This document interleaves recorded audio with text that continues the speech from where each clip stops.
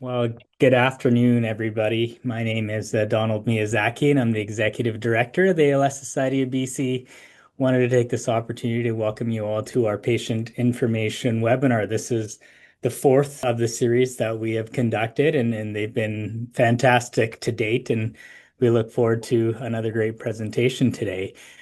Big thank you in advance to Mitsubishi Tanabe Pharma Canada for their support and sponsorship and allowing us to do this. All the webinars that we have done have been recorded and published online at alsbc.ca. If you go under, I believe it's the education tab, you'll see a tab that says education patient webinars or educational webinars, and you'll be able to watch all of the recorded series.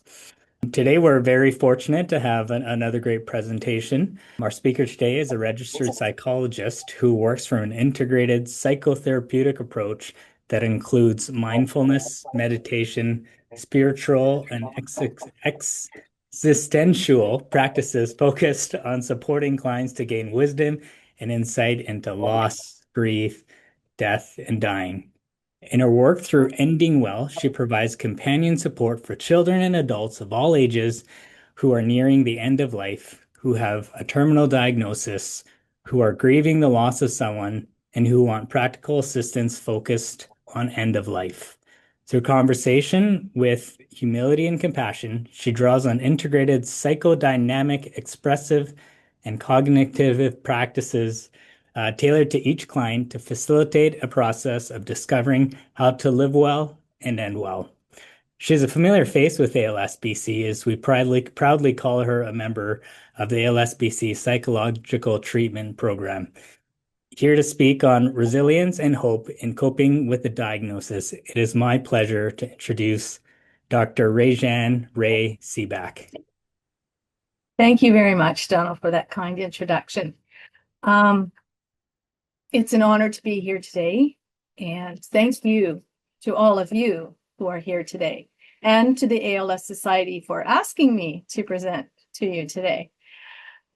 My experience working with people with ALS is that a diagnosis like ALS or PLS often brings up a lot of very painful thoughts and feelings that can lead us into downward spirals. And so I will begin sharing this with you. Here we go. Okay. And my goal today is to offer ways to live the life that you have for as long as you have it in ways that are meaningful to you. Just for now. Being present in this moment can be a powerful way to cope with uncertainty and emotional upheaval and support us to experience what is happening with less judgment as a first step toward healing how we feel. Many people describe the experience of receiving a diagnosis, at least when they come to see me, as life before, a time when there were plans, goals, dreams, possibilities, and then life after.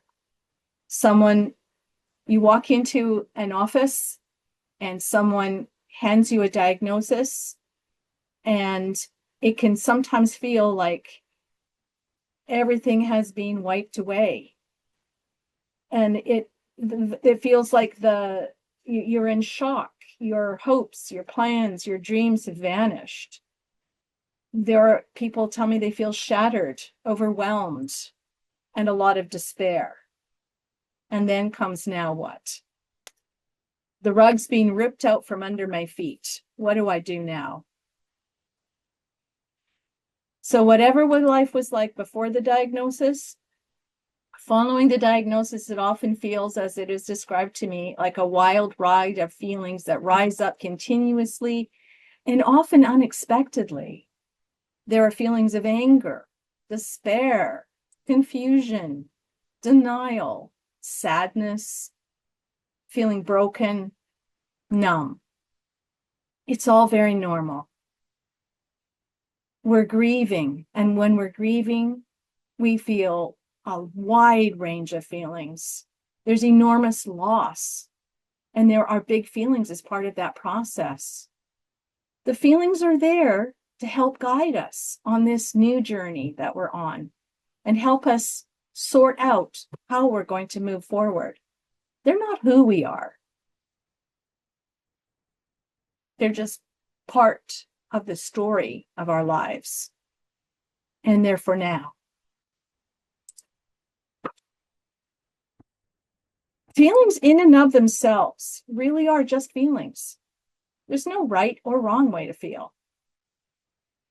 One of the most helpful things that we can do is, rather than resisting how we feel, to cope more effectively and adjust, is to allow them to rise up. Because what we resist persists. You know, it's like, oh, there it is again. Why am I feeling that? I should be. I shouldn't be. If we can just take that moment literally and just breathe, the feelings will fade. Shinzen Young says, when we resist the pain we have, we suffer. Being mindful of how we feel, allowing feelings to bubble up and accepting them actually supports us to heal and reduces the suffering.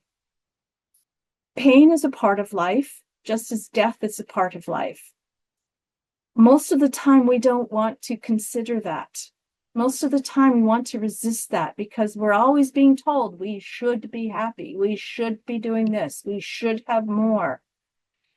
Maybe it's time to stop shoulding on ourselves and accept that sometimes we don't feel happy. Sometimes we feel a lot of other things.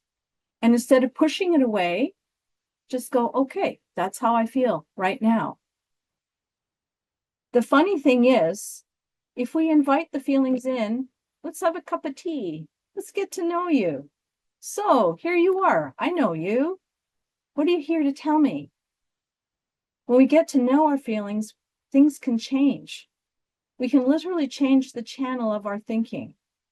And when we do that, sometimes it can feel like the sun is breaking out through overcast skies. Or we just know that on a cloudy day, I can't see the sun, but it's still there. I know it's still shining. Even if I can't see it, it'll break through again, and I will feel the warmth of the sun. In those ways, we can heal how we feel.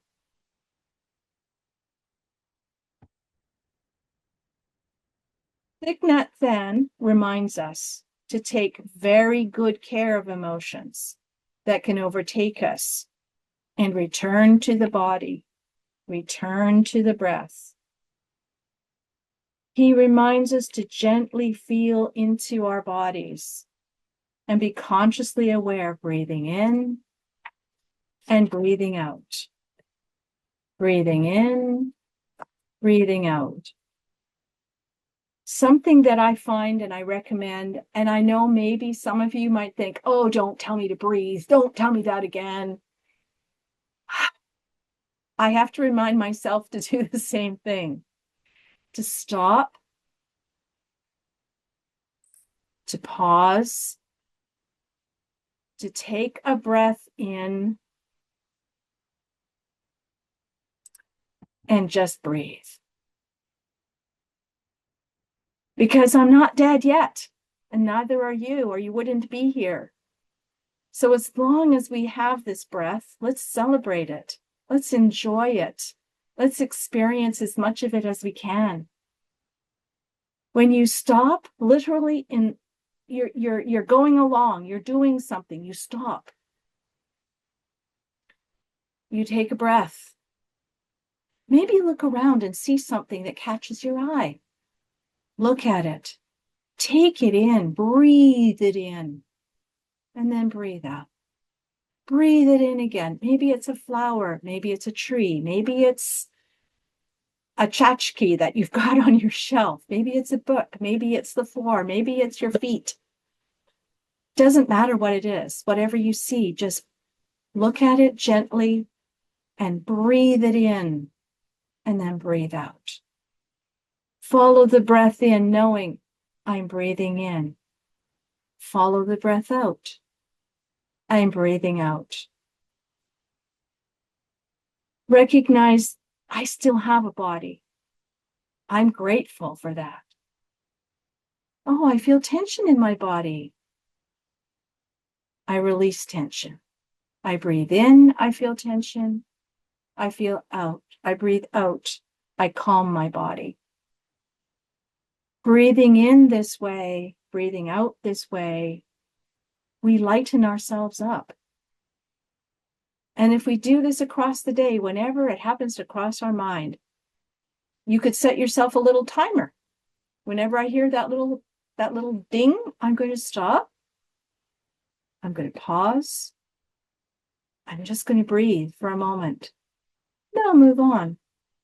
Or perhaps every time I go past the kitchen, or every time I go through the doorway, I'm going to stop. I'm going to pause. I'm going to breathe in whatever I see. I'm going to breathe out. I'm going to feel gratitude for the breath I still have. Because we're not dead yet.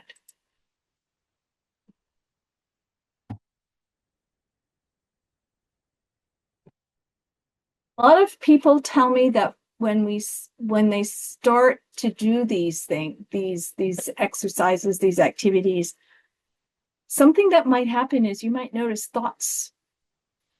The thoughts are always there, but we tend to be very busy, and we tend to not even be aware of the thoughts that are going through our minds.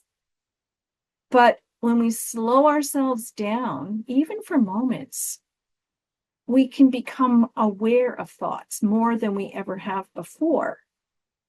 And sometimes those thoughts can be annoying because we think, oh my gosh, I didn't have that before. Well, we did. We just weren't aware of it. And when we slow ourselves down, then we become aware of it. It's okay. Thoughts are just the children of our mind. It's what our mind does. Our mind generates thoughts. Something that I find can be helpful with thoughts, to learn to get to know them better, to learn how to just let them go without following them, because thoughts will give us ideas, and we follow one idea to a next idea to the next idea. So one thought to the next thought to the next thought, and pretty soon we're down the rabbit hole. We started in one place, we was thinking about dinner, and we end up considering the next event that's happening in a week from now. How did I ever get from dinner to a week from now? But that's just how the mind can work sometimes. It leads us along. So when we start to become aware of thoughts, we can learn how to let them go. Just a thought comes up, we leave it be. We don't think about it. We don't follow the breadcrumbs it offers. We don't follow the trail. We just have the thought comes up. We leave it. We let it go. We release it. An image that I find can be helpful in this process is to picture yourself sitting beside a stream or a pond or lake or the ocean, or literally go outside if you have that ability to go outside and be beside a body of water that flows, that moves. And sit with it for a minute and hear the water and watch it flowing. And then as the thoughts arise in your mind, you can picture putting them on a leaf and letting them float away. You know, another thought comes up. I put it on a leaf. I let it float away. And I keep doing that as thoughts arise. I put them on a leaf. I let them float away. sometimes you might think, this is dumb. Put that on a leaf. Let it float away.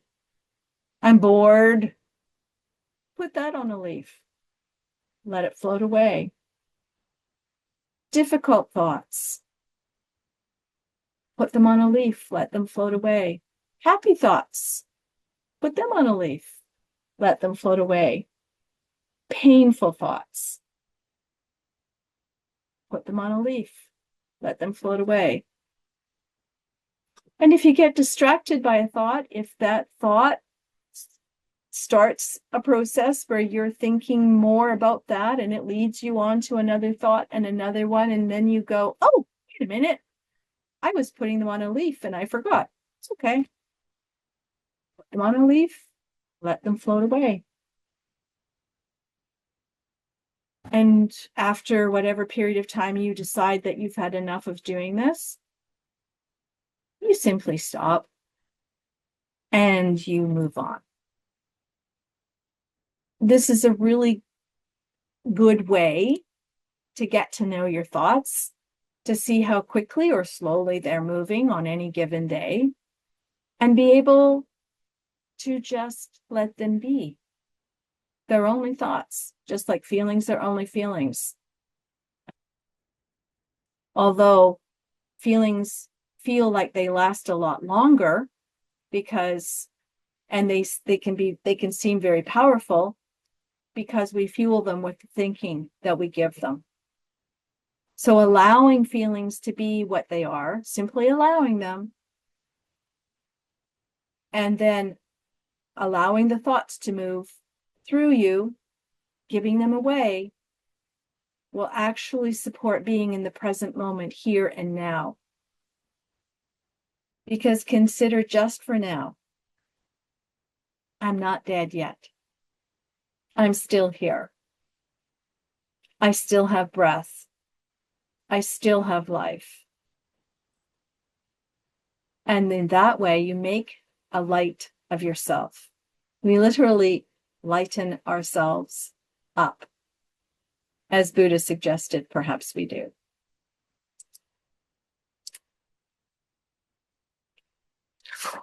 Something else that I think is really important that we tend not to do to ourselves sometimes, because we can be our own worst enemies, is to be kind to ourselves. We're often much harder on ourselves than others are on us.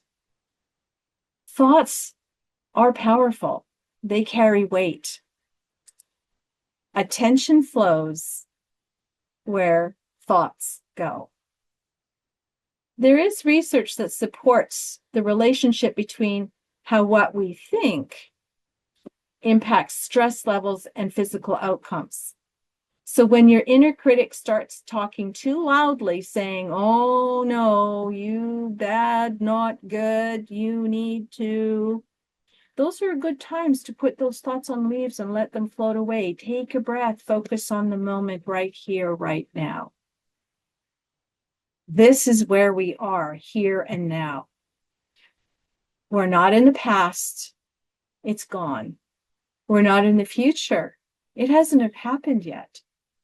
We are here now, in this moment. This is literally, really all we have. And this moment has the potential to be filled with what we want it to be filled with. And our thoughts our feelings can help us to do that. Some of the things that we might say, may I be kind to myself in this moment. May I be enough as I am in this moment. Sometimes people will say, positive affirmations. I am happy. And sometimes that's helpful. And sometimes it's helpful to say, may I be happy? Giving ourselves permission. May I be?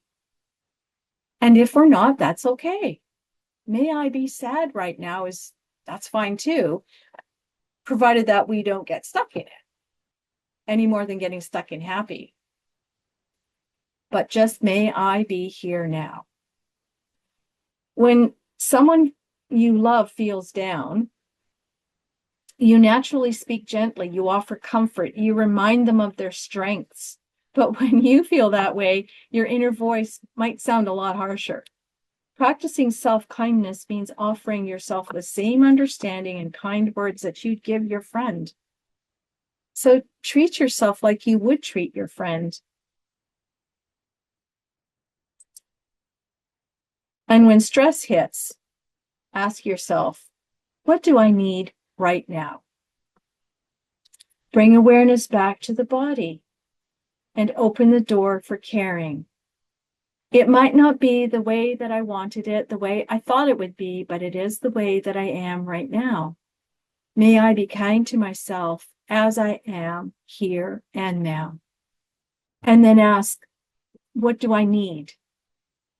Maybe I need a breath of fresh air. Maybe I need a cup of tea. Maybe I need to say no very kindly to whatever is being offered. If we're gentle on ourselves, we will feel more peace. Self-compassion, the research shows that self-compassion actually activates the brain's caregiving system rather than the threat system. And this reduces cortisol and it promotes emotional balance. Because when we get stressed, our adrenal glands and our work overtime and we produce cortisol and, well, we get into flaps. And when we practice being kind to ourselves, like I've just said, it brings up the caring system. And that supports us to be calmer. And then we're clear-headed and we can be more accepting of what's going on in the moment. Again, Buddha said, you yourself, as much as anybody in the entire universe, deserve your love and affection. Not always what we hear, not always what we tell ourselves, but maybe this is a good time to start practicing that. Just for now, soothing touch. Touch is something else that is extremely powerful. If it feels right to you, just put your one hand on top of the other, or touch your cheek, or if you're able to, wrap your arms around your body. And if you can't, just feel your arms at your sides. Feel the warmth generated by your skin on skin, that sense of touch. That stroking of the cheek, if you stroke one hand over the other, you feel the steady rhythm beneath your palm, the warmth of your touch. These sensations can help us to feel very safe.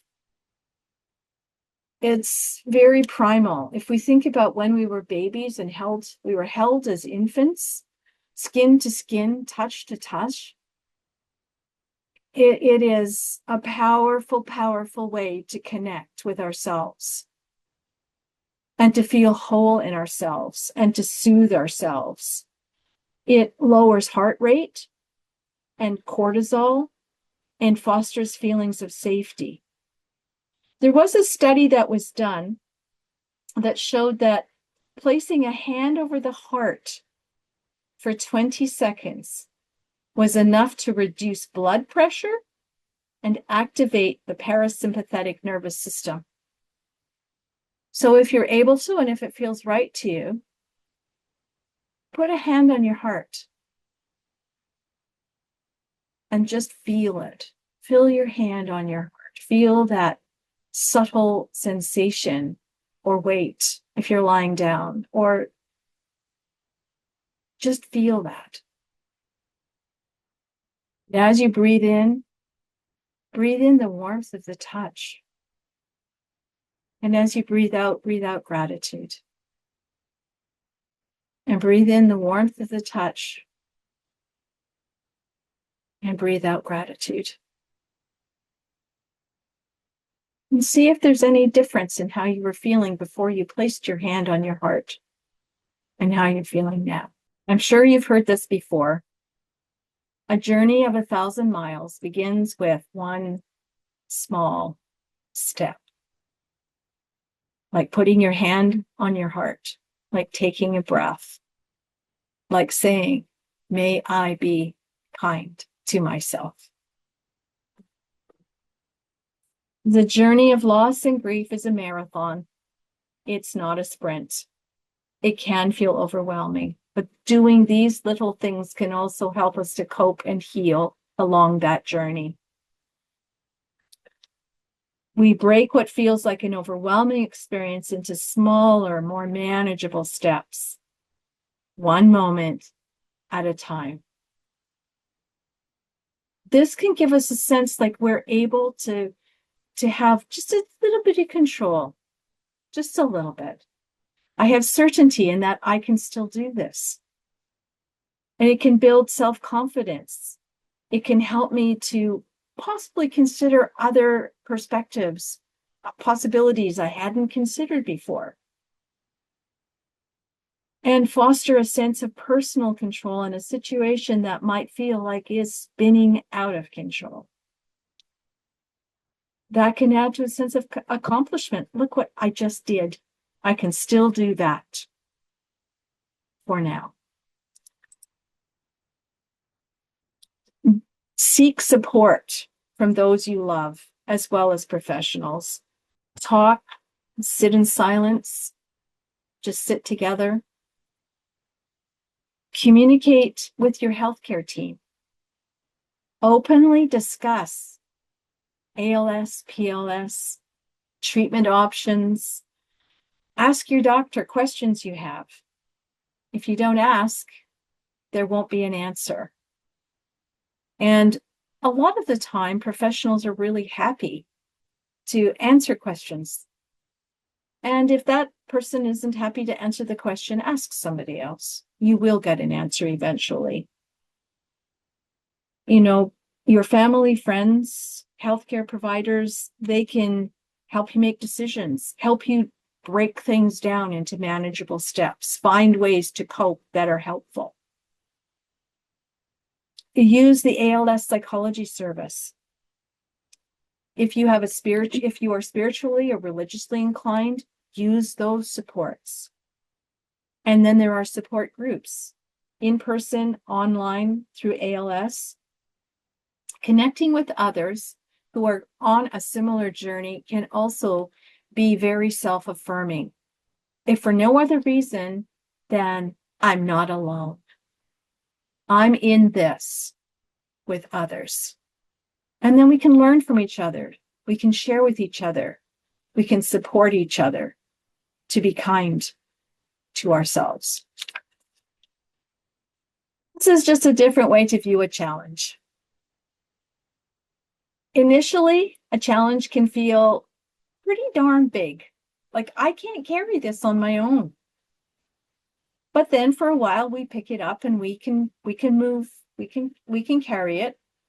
And sometimes it might feel a little bit lighter over time. At other times, maybe not. It's too much. I need a break. And maybe I need to find a different way to carry this. So I'll get some wheels and put it in there. And then other times, maybe I need somebody to help me carry it. So that's where we use the community that's around us, the ALS community and our friends and our family and our healthcare providers, because they can all support us with the burden that we carry. Another possibility is to go outside and stand or sit under the sky. It is amazing how the vastness of the sky overhead can help what might seem like a big problem and big feelings feel smaller and lighter, just for now. A long time ago, I did a road trip across Canada. And when I got to Manitoba, I was driving along looking out the windshield and I glanced up and I thought, the sky is so big here. So I pulled over and I got out of my car to stand under the sky. And I literally stood there with my arms stretched out. And I felt so tiny, but I felt so held by that sky. So big. My feet on the earth and the sky above. It was really quite a light bulb moment for me. And this is a practice that I use. I will go outside. I will stand under the sky or sit under the sky, or I will look out as much, whatever I can create in order to feel that sensation. And whatever is going on with me in that moment, it does often feel lighter. It does help shrink it because there's always something else that's bigger than me. Water, pebbles, and petals.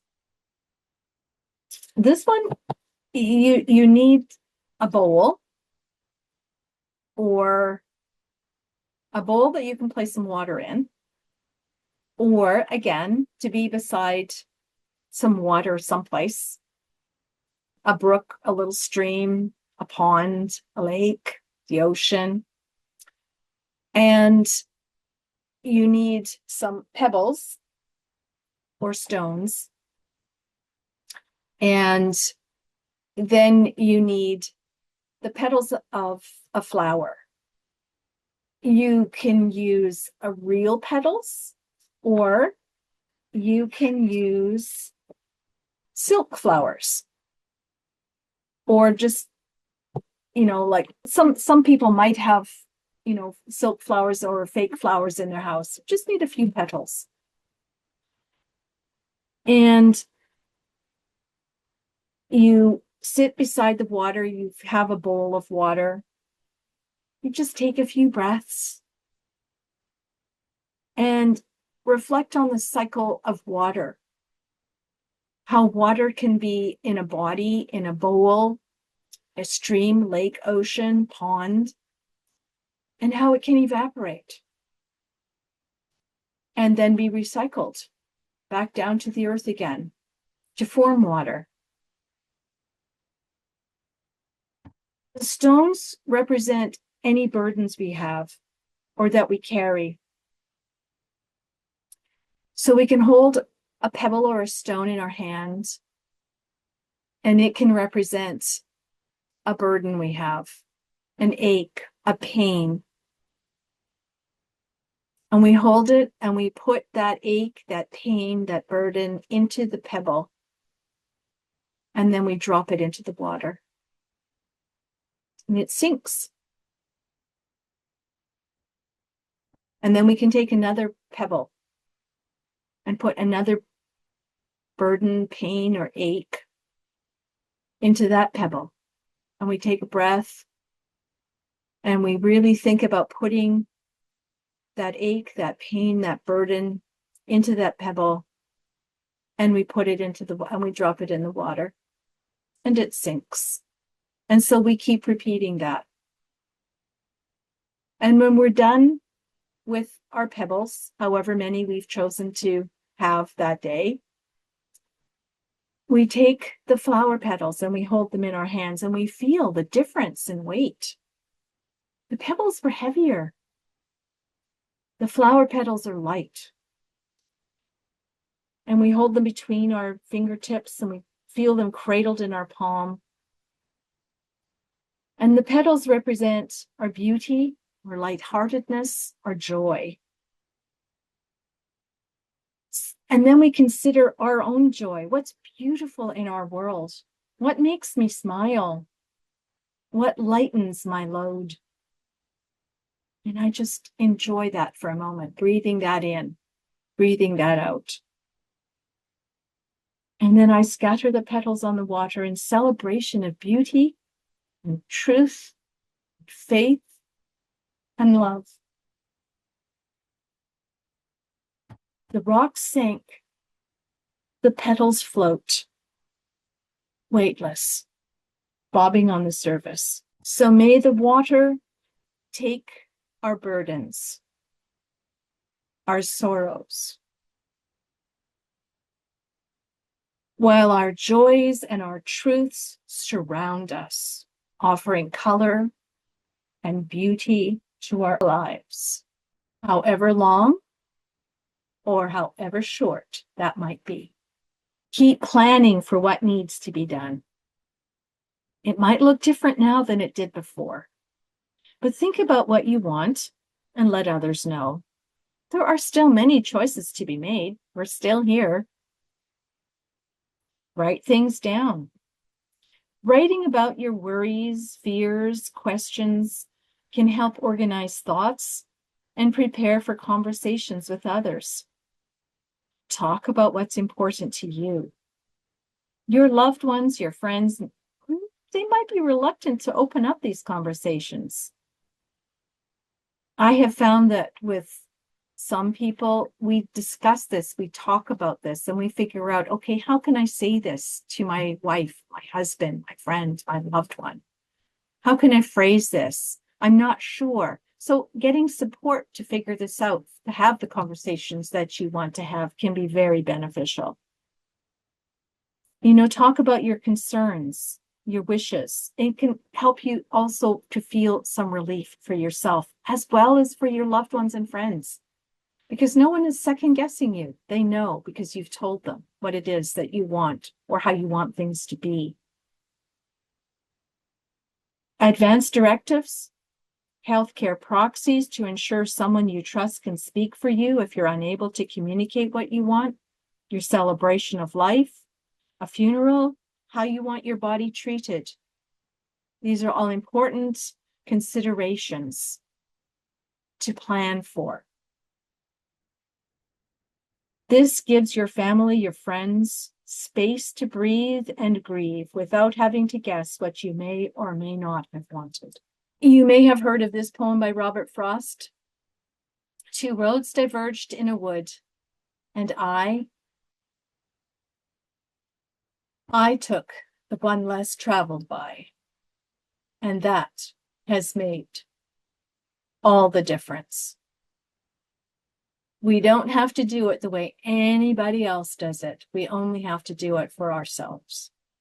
And keep doing things that bring you joy, that bring you pleasure, that bring you happiness. If you can't go for a walk and you want to get out, perhaps maybe it's time to have a cane or a walker or to be wheeled around. But you can still get out. You can still do things as long as you're able, as long as you're capable. And if you can't get out, then there are ways to bring it to you through screens, by having someone read, by looking at pictures. A picture is worth 1,000 words. And if that brings you pleasure and joy, continue doing that. Things to remember, because we're coming close to the end. Life can be messy. It's okay to have a bad day. Tomorrow is a new day.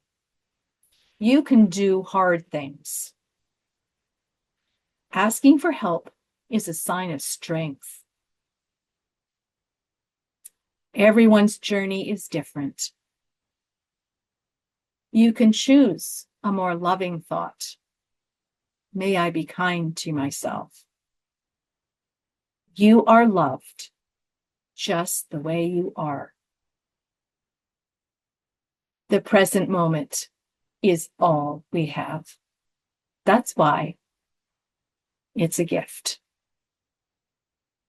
I would like to end with a poem by Rumi. It's called The Guest House, which invites us to view our human experiences and feelings as visitors to be welcomed and understood rather than resisted. This being human is a guest house. Every morning, a new arrival, a joy, a depression, a meanness. Some momentary awareness comes as an unexpected visitor. welcome, and entertain them all. Even if they're a crowd of sorrows who violently sweep your house empty of its furniture, still treat each guest honorably.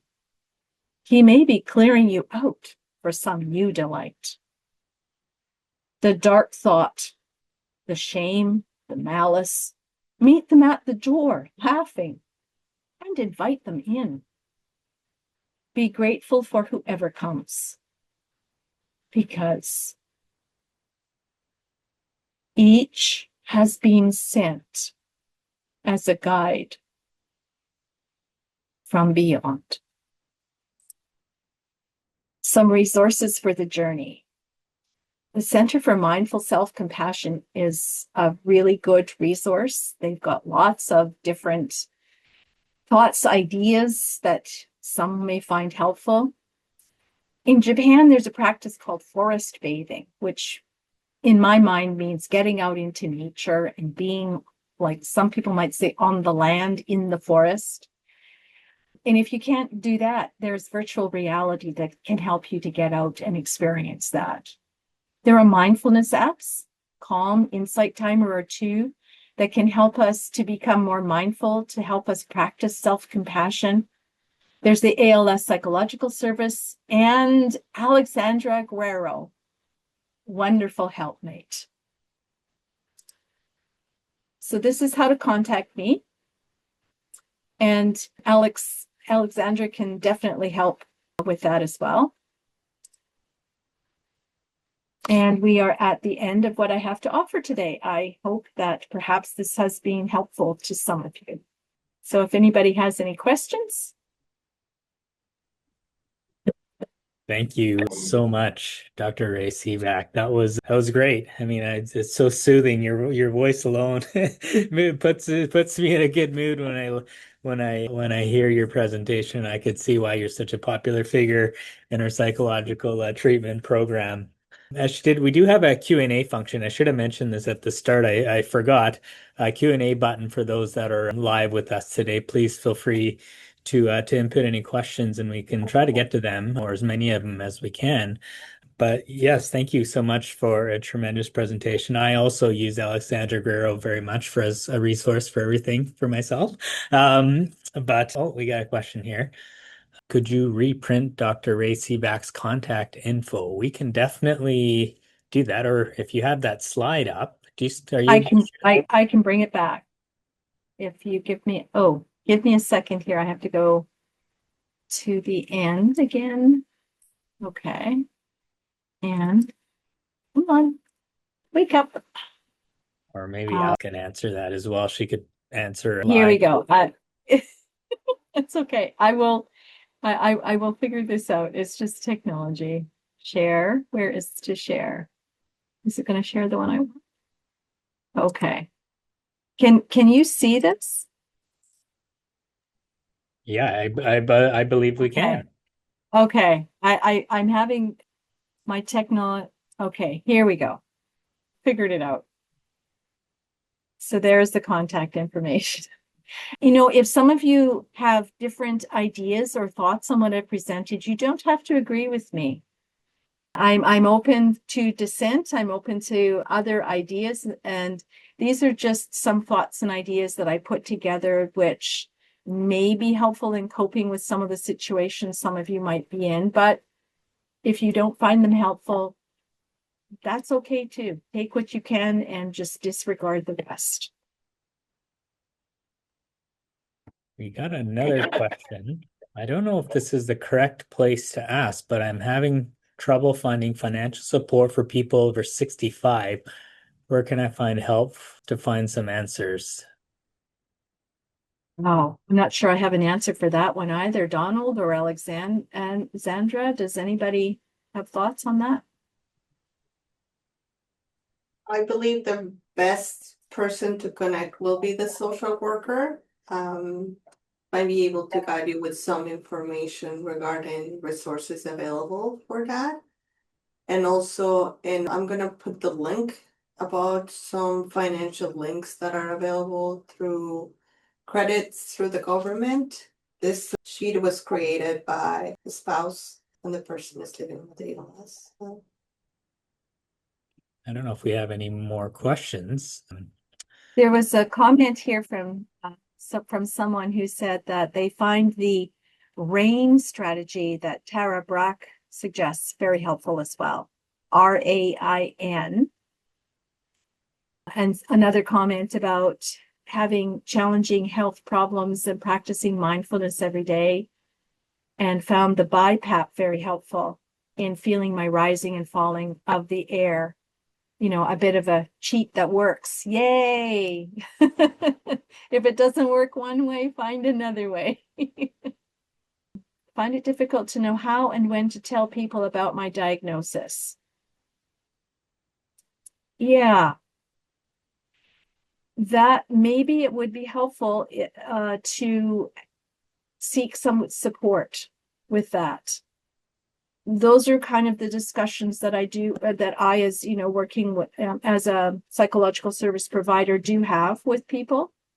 Alex, you may also be a good sounding board for that. I'm not sure, maybe, or perhaps the group support if you aren't in a position to be able to work with somebody one-on-one. And there could be a lot of reasons that might be helpful just to look at, you know, what is it that is making it difficult to know how and when to talk to people. So sometimes getting feedback, talking with a professional, getting that support can be helpful to sort that out.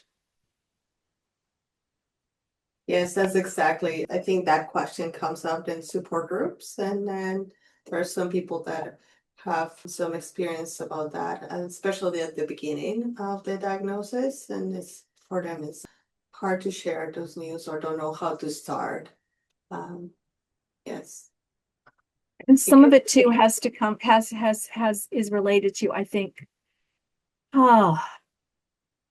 it can be difficult to accept that I have this diagnosis.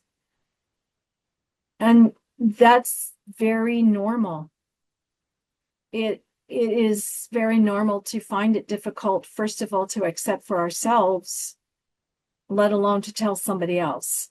Because then there's a whole lot of other feelings that are attached to that and thoughts that go with those feelings. So again, getting some feedback from others and talking with others possibly who are in a similar situation, or with a healthcare provider, or with, you know, a counselor or a psychologist, can be helpful just to help sort out for you what those challenges are. And then to figure out what you want to do with that moving forward, whether you decide to tell somebody or not. You made a great reference to a very marketing piece for ALS-BC. Partway through your presentation, we do have some great support groups, as you mentioned. All of the schedules, it depends on you know which demographic, where you live. We do have various support groups that are available at als.ca. If you look under the I believe it's programs and services tab, you'll see support groups there if you wanted to look yourselves. You know, any of you who saw Tracy Chalmers' presentation last month, Tracy is also a wonderful resource, and she's got online information that you might find helpful as well. I'm in the process of upgrading my website for Ending Well, and I'll be adding videos to it in the near future that some of you may be interested in accessing. Just have to keep checking back to figure out when they're there. It all takes time. Yes, and you know, and I think Tracy, she said similar things in her talk as well to what I've said today. Just, you know, using ritual, using metaphor, helping us to see things. Just, you know, sometimes we see things with blinders on. And if we can just pause, you know, pause, take a breath, hand on heart, breathe out.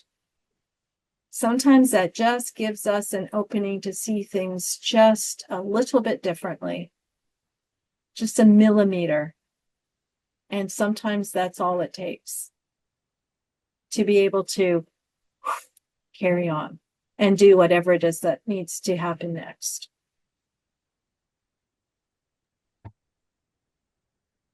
Incredible. Well, not seeing any more questions. Dr. Ray Seaback, thank you so much again for the wonderful presentation, all that you continue to do for ALS BC. We're very fortunate to have your support and your assistance, and what a great presentation. We look forward to putting this all together and up on the website in the coming days, and those who missed this webinar will have a chance to watch it, or any of those who are on it to rewatch it. And we're looking forward to sharing that. Because of the Remembrance Day last Tuesday, we did push this one, the November one, back a week. So our December one, which again happens, the webinars happen every second Tuesday of the month, is coming up a week quicker on December 9th. We have Stephanie Chan from My Care Base doing a presentation on planning ahead, developing your care roadmap. So we're very much looking forward to that presentation in about three and a half weeks' time. And so thank you to everybody who took the opportunity to join us this afternoon.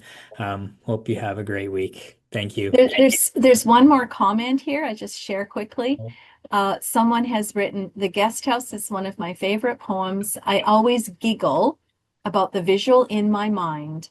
Quote, you again," end quote. Thank you, everyone. Thanks for being here. Thanks for all everyone does. Thank you so much. Have a great day. You too. Bye-bye.